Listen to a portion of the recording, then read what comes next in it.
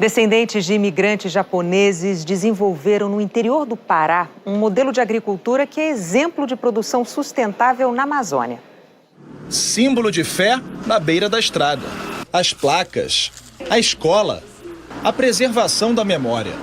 Tomé-Açu é um pedacinho do Japão no meio da Amazônia. Há 90 anos, os primeiros imigrantes chegaram à cidade paraense em um projeto do governo do estado para povoar a região. O navio trouxe 43 famílias e o desembarque mereceu uma foto. No canto direito, o bebê no colo da mãe é hoje o único remanescente daquela geração. Aos 92 anos, Hajime Yamada surpreende não apenas pela idade. Depois de cuidar da horta e se dedicar às orações, ele nos conta sobre a época em que ajudava o pai nas plantações de arroz e hortaliças. Naquela época, verdura era muito difícil, porque o próprio brasileiro que morava aqui não consumia tanta verdura naquela época. Ao contrário, chamava até de passarinho pra gente. Vocês comem, parece pássaro, come folha, por preguiça. A partir dos anos 1940, a situação melhorou com o plantio de pimenta do reino, que de tão valiosa no mercado era chamada de diamante negro da Amazônia. 1.000 quilos de pimenta deu para comprar um carro novinho, importado dos Estados Unidos ainda. Na década de 60, por exemplo, andei colhendo 100 toneladas de pimenta. Dava para comprar 100 carros. É, bom. Mas depois de 20 anos de prosperidade, uma combinação de fatores fez a produção despencar.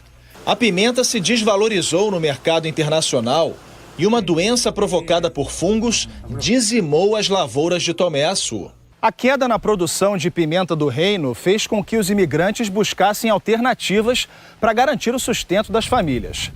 Eles começaram a observar o que os ribeirinhos cultivavam em volta das casas, principalmente frutas regionais. E aí passaram a fazer o mesmo em suas propriedades aqui em Tomé-Açu. A diferença foi que eles misturaram várias espécies em uma mesma área, uma pertinho da outra. E não só de frutas, mas também das chamadas espécies florestais, que são árvores de grande porte, como o ipê, o mogno, a castanheira. Segundo especialistas, esse método de cultivo é um dos melhores exemplos de produção sustentável na Amazônia. A agrofloresta é um sistema utilizado em 850 propriedades de Tomé-Açu. As árvores maiores protegem as lavouras, que dependem de sombra para aumentar a produtividade. A combinação de plantios também traz mais nutrientes para o solo. Atrai insetos e aves que ajudam a controlar pragas e doenças. Tudo isso diminui, por exemplo, o uso de agrotóxicos e fertilizantes químicos. Outra vantagem é que o agricultor tem renda o ano todo. Na fazenda do seu Mitinori, um dos primeiros agricultores a adotar o sistema, quando uma safra termina, já começa outra. Plantando maracujá, plantei cacau, melão. Outro lado, plantei pimenta, mamão, cacau e abóbora, melancia. Eu tive condição de sustentar semanalmente toda a renda e também mão de obra. E tinha recurso suficiente para me capitalizar e fazer novo investimento. O imigrante é um dos 176 produtores que fazem parte desta cooperativa, instalada na mesma região das agroflorestas. Além de vender pimenta do reino e amêndoas de cacau, a fábrica também produz polpas de 14 tipos de frutas.